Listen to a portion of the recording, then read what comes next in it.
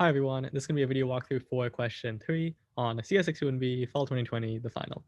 Okay, so this question is asking us to give a DFS pre-order traversal for the graph starting at node 4. Okay, and we break ties by going to the smaller node first. So for a quick refresher on how pre and post order works, I've written the intuition. It's not even pseudocode, it's more of just intuition for what the algorithms are doing. Okay, so recall in a pre-order, we first visit the node that we're at, and then we recurse on the neighbors. Okay, in a post order, we flip the ordering. We first visit all of the neighbors, and then we visit the node that we're currently at. Okay, so instead of walking through example, let's just like solve the problem. Okay, so starting at node 4, when we do a pre-order traversal, the first thing that we do is visit 4, right? So we'll add 4 to our ordering. Then what we do is we visit our neighbors, right? That's the second step. So to visit our neighbors, we have 2 neighbors and we break ties by choosing the smaller one first. So what we do is we go to 2, okay? Now, after going to 2, right, I've already written it down because we visit 2 immediately. So after going to 2, we have 2 neighbors, 1 and 5. So we go to 1, we visit 1, right? And then we try going to its neighbors. It doesn't have any neighbors. So we go back to 2 and we ask ourselves, are there any neighbors of 2 that have yet to be explored? And there is. So we go to 5, we explore it, we try looking at its neighbors, and there's no one there, right? So then what we do, we backtrack to 2. So we backtrack to 2, then we backtrack to 4, and then realize that there's one more neighbor of 4 that we have yet to visit, and that is 3. So we go to 3, we visit it, and then we're done. Okay, perfect. So for the post order, it works in a similar light, except instead of visiting first, we visit after visiting all of the neighbors. And now notice that we're starting at 2. So starting at 2, let's start by visiting the smallest neighbor, right? So we're at 2, and then we go to 1, right? And after going to 1, we visited it, so I can just like fill it in, right? Because we try visiting the neighbors of 1, there's nobody there, so then we get to visit 1, right? Then we go back to 2, and we ask ourselves, like, do you have any more neighbors? And then 2 is like, yep, let's go to 4. After going to 4, we try visiting the neighbors of 4, we go to 3, right? After going to 3, we try visiting the neighbors of 3, there aren't any, so we visit 3, right? Then we go back to 4, and then we try visiting neighbors of 4, nobody's left, so we visit 4. Then we go back to 2, and we have still yet to go to 5, so we go to 5, then we visit it, and then finally we go back to 2, and we visit 2. Okay, so nice. Okay, we're done with the first 2 parts. Let's move on to the crux of this question, which is figuring out this new thing called a pre-inorder traversal. Okay, so in a pre-inorder traversal, what we're doing is we have a print, right? Oh God. We have a print right here, and then we have another print down here, okay? So what that's doing is it's breaking up the function into 2 visiting operations, okay? We visit before the recursive calls. I'm going to call this visit the pre-visit. And then we also visit in between the recursive calls in the in, okay? So we can see that the pre-in traversal prints in the pre and it prints in the in part of a regular traversal, okay? So in order to see how this works, let's dive in to question C, okay? And we will give the pre-in traversal for the following tree, which is now a binary tree rooted at 1, okay? So I'm going to try to break this up into little components so it makes it easier to understand what's happening, okay? So we can see right here that this will be the pre component, and this will be the in component, okay? That's just how I want to break it up. So let's walk through these recursive calls. So first we're going to call the pre-in function on 5. Just kidding, on 1. Okay? So what that's going to do is it'll print out 1. And then I'm going to use the 1 in blue to designate it's the pre type of print that we're doing. Okay? because we print every number twice. The first is in the pre case and the second is in the in case. Okay. Then the next thing that we do is that we recurse, right? And we call it on 2. Okay. And then we'll put a blue dot here because we've done the pre. So after going to 2, we do the pre. Okay. Then what we do is we recurse on 5. And then immediately whenever we get to any node, we always do the pre-printing. Okay. And then what we try doing is we see that 5 doesn't have any left neighbors. So then what we can do is we can do the in print. Okay. Now, since we're done with 5, right, because 5 doesn't have any right neighbors either, we go back up to 2, and then now we do the in print, right? So we will add that in. And what's important to note is that when we look at the 2 here and the 2 here, all of the numbers between are the numbers to the left of 2, right? Because in between the pre-print and the in-print gets all of the numbers that are less than 2, okay? So with that in mind, it'll come up more relevant in the later parts, but it's just a good observation to make right now. Okay. So after going to 2, what we do is we recurse and we go to 4. So we call pre-in, and that's what I'm just making this. Okay, so then after going to 4, the first thing we do is we do the pre-print. Okay, then we recurse, we go to 3. Okay, so after going to 3, we do the pre-int again, the pre-print again. Okay, and now what we do is we kind of go back up the tree, right? We go 3, 4, and then back to 1, and then we print those out in the in fashion. Okay, so this is the solution for part C, but I'm going to show you guys a different way of approaching this. Okay, if you guys remember, if we have this tree, right, and we're trying to find, let's say we're trying to find the in order. Okay, so what we do, actually I want to use the same color scheme as before. If we're finding the in order, we can do so using a drawing, right? Where we take the bottom of each node, we put a dot there, and then we kind of like walk through this black line, and every time we see a dot, we put that number in the ordering.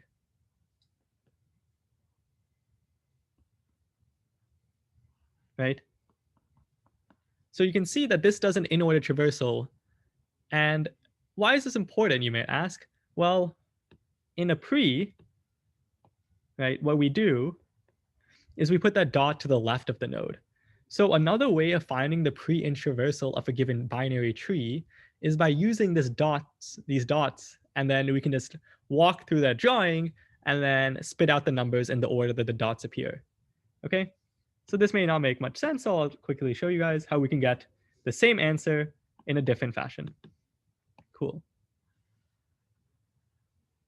Okay, so we will put the in order dots, which ones are in purple, and then we'll put the pre.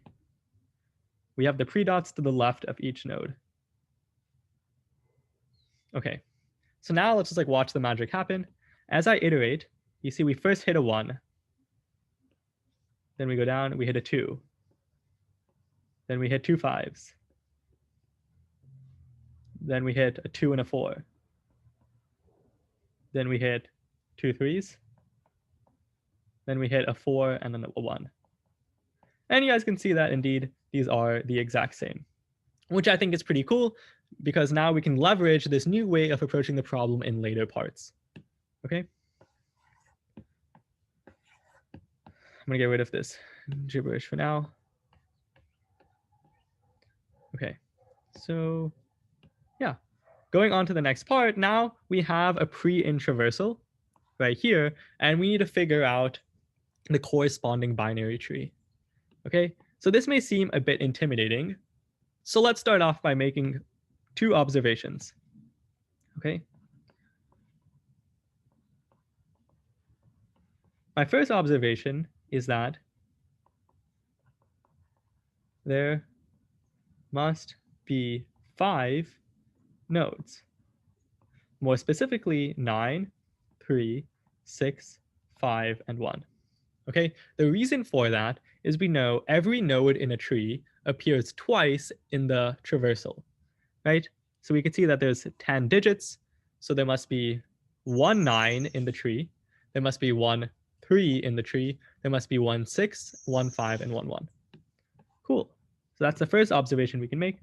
And the second observation is going to help us actually decompose this list of numbers into a valid binary tree. Okay, that observation is that between two of the same number are all, let me give myself a little more space. No, I'm struggling with technology. Are all the nodes less than that number? Okay, when I say less than, I mean more along the lines of to the left. Okay. Actually, I'll just put that left of that number. Okay. So what do I mean by this? And where did I even draw this conclusion from? Okay. So if we're looking at the corresponding traversal, notice that we have a 1 here and a 1 here. All of the numbers between the ones, right? All the numbers between two of the same number are to the left of 1, right?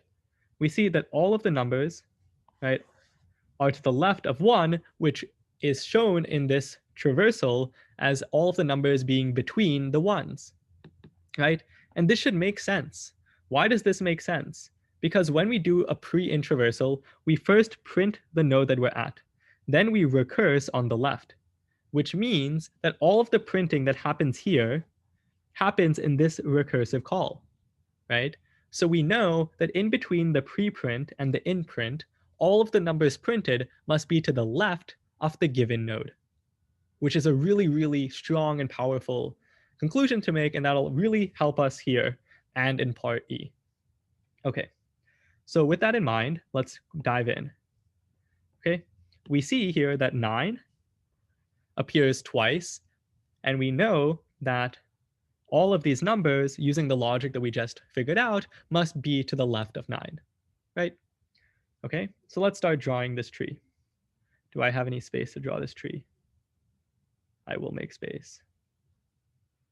Okay, we'll draw it up here. Okay, so we'll start off by putting 9 at the top, and we notice that all of these numbers are between the 9s, which means that 9 must have everything, the 3, 6, 5, and 1 to the left of it, okay? Then we see here that we have 2 3s.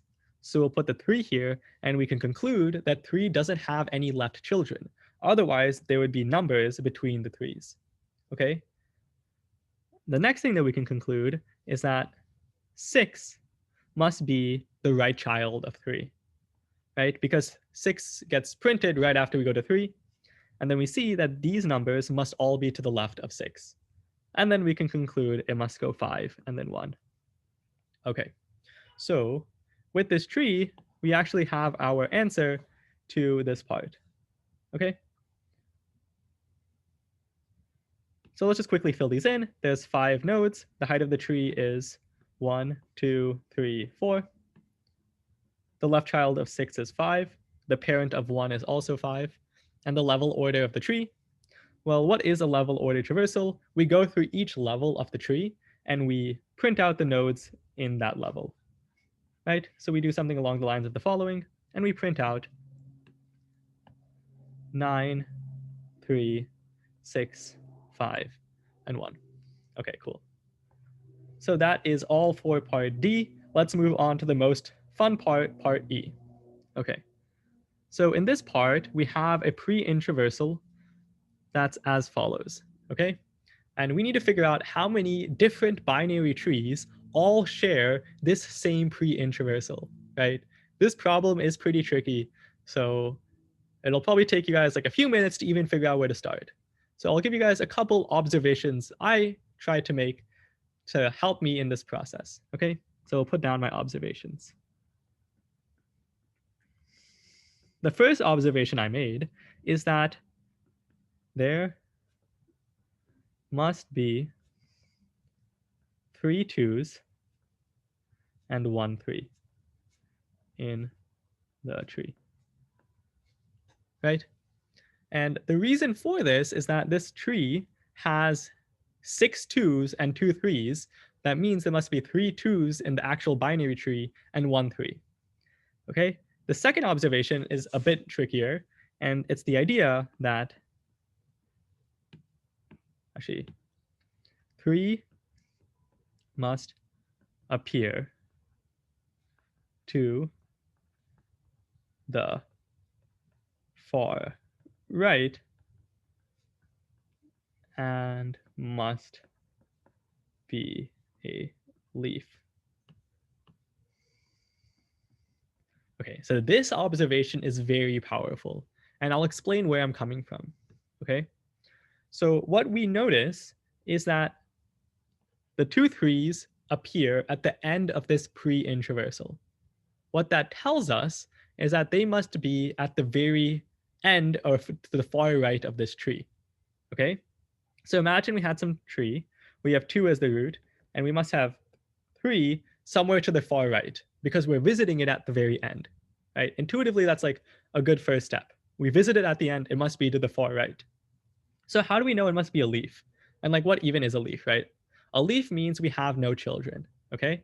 The reason 3 cannot have any children is because of 2 things. The first is that there's no numbers between the 3s.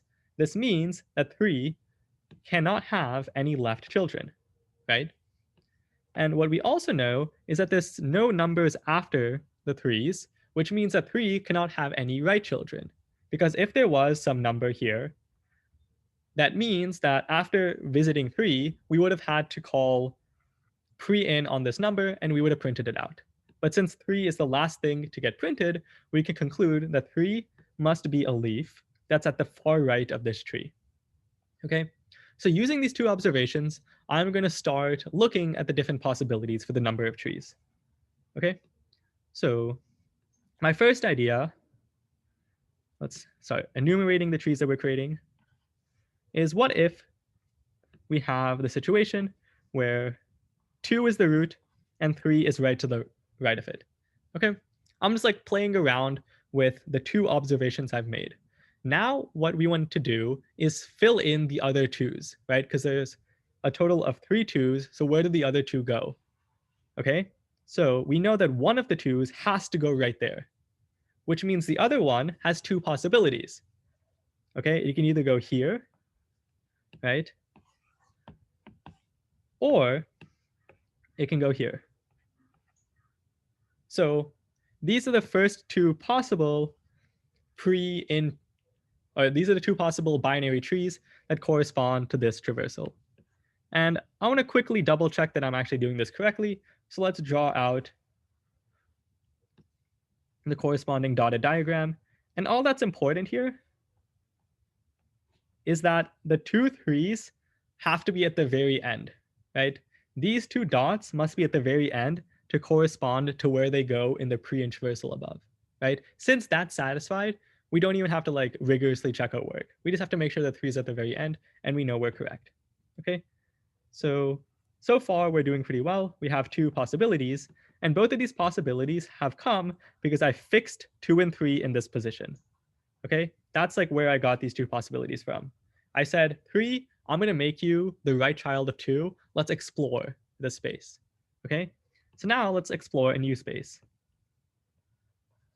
Okay, that space is going to be, now, let's say that 3 has 2 2s above it. Okay, where can we put the last 2? There's actually 2 possibilities where we can put the last 2. Okay, we can either put it right at the root, right? Or we can put it right here. So these are possibilities 3 and 4. And both of these possibilities share in common, right? This area right here, both possibilities share this trio, okay? Because I fixed that and I'm looking at how I can change the last two's positioning, okay? So looking at the last possibility, right, we're going to say, what if all of the twos are to the left and above the three? Okay, we can see here that there's no more like variance on this possibility. So we have, this is the only permutation, right? And we can see here that there's a total of 5 possible trees. And a quick reason why they can't be any more is that we know that 3 must appear to the far right and must be a leaf. And if it's at the far right and it must be a leaf, we know that there's only 3 possible like permutations of the tree where this is true, right? The first 2 are these yellow possibilities, right? The second like way that 3 is at the far right are these 2, and then the last way is if everybody is to the left and above the 3. Okay, so that is all for this question. I hope you guys enjoyed it. I thought it was a really cool question, and yeah, have a good rest of the day.